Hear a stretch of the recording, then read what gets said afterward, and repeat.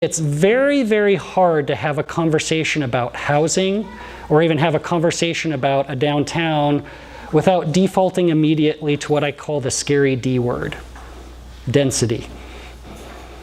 And we found over the course of our 20 years of our urban design practice is that it's much more effective to take a step back and talk more specifically about the appropriate scale and form, and then back into that density number if we need to be talking about this.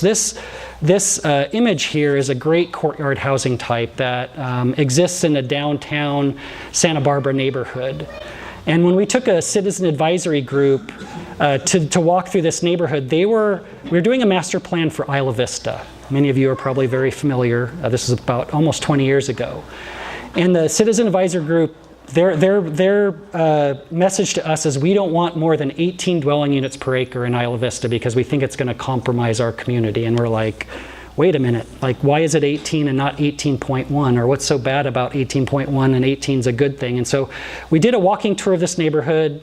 We came to this type. We saw duplexes, fourplexes, courtyard apartments, and everybody on the advisory committee loved this building.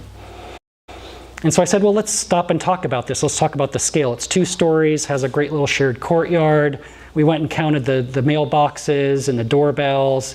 And I said, if we can do a plan and write you a new code, and it was a form-based code, to get you this, would you support it? And they're like, yes. And I said, by the way, this is almost 50 dwelling units per acre.